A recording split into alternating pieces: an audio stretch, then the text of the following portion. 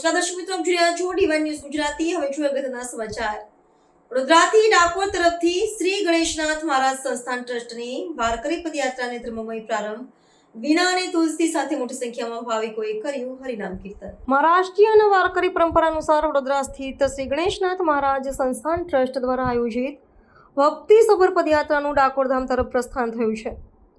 પરંપરાગત ભક્તિભાવ સાથે આયોજિત આ યાત્રામાં મોટી સંખ્યામાં ભાવિકોએ જોડાઈને ધાર્મિક માહોલનું નિર્માણ કર્યું હતું।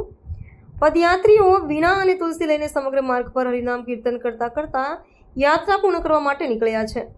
છેલ્લા અનેક વર્ષોથી સંસ્થાન દ્વારા પવિત્ર યાત્રાનું સતત આયોજન કરવામાં આવી રહ્યું છે, જે વડોદરાના ધાર્મિક જીવનનું એક અભિન્ન અંગ બની ચૂક્યું છે। આ પવિત્ર યાત્રાને શ્રી ગણેશનાથ મહારાજ સંસ્થાના મઠાધિપતિ શ્રી અરવિંદનાથ ગિરી મહારાજના આશીર્વાદથી પ્રાપ્ત થયા છે। તેમના માર્ગદર્શન હેઠળ મોટી સંખ્યામાં શ્રદ્ધાળુઓ પગપાળા યાત્રામાં સામેલ થયા છે। મહારાષ્ટ્રીયન વારકરી સંસ્કૃતિનું પ્રતિબિંબ પાડતી આ યાત્રામાં ભક્તો ભજન કીર્તન અને નામ સંકીર્તન દ્વારા સમગ્ર વાતાવરણને ભક્તિમય બનાવે છે। આ પદયાત્રાનો મુખ્ય હેતુ સંતોના સંદેશને જન જન સુધી પહોંચાડવાનો અને ભક્તિ દ્વારા આધ્યાત્મિક ઉન્નતિ સાધવાનો છે। ડાકોરના રણછોડ રાયજી મંદિરે પહોંચીને આ પદયાત્રાનું સમાપન થશે, જ્યાં ધ્વજા અર્પણ કરી ધર્મસભાનું આયોજન થશે। પદયાત્રાના પ્રારંભે વડોદરાના ધાર્મિક તેમજ સામાજિક અગ્રણીઓએ પદયાત્રીઓને શુભેચ્છાઓ પાઠવી હતી અને તેમની સેવા શુશ્રૂષામાં સહયોગ આપ્યો હતો। પદયાત્રીઓએ જણાવ્યું હતું કે આ યાત્રા દ્વારા તેમને અનોખી આધ્યાત્મિક શાંતિનો અનુભવ થાય છે અને ડાકોરના રાજાના દર્શન કરવાની ભાવના તેમને શારીરિક કષ્ટ સહન કરવાની શક્તિ આપે છે। સમગ્ર માર્ગ પર ધર્મપ્રેમી નાગરિકો દ્વારા ઠેર ઠેર પદયાત્રીઓ માટે ભોજન, પાણી અને વિસામો પૂરો પાડવામાં આવી રહ્યો છે। આ વારકરી પદયાત્રા ગુજરાત અને મહારાષ્ટ્ર વચ્ચેના સાંસ્કૃતિક અને ધાર્મિક સેતુને વધુ મજબૂત બનાવે છે।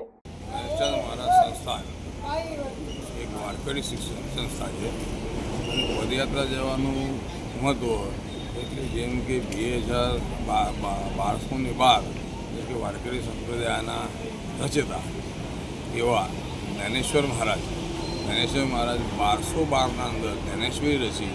એ દરમિયાન 1212ના અંદર રાજપૂત બોડાના જ્ઞાતિના ભક્ત બોડાના એ અમાસ ભરવા દ્વારકા જતા હતા।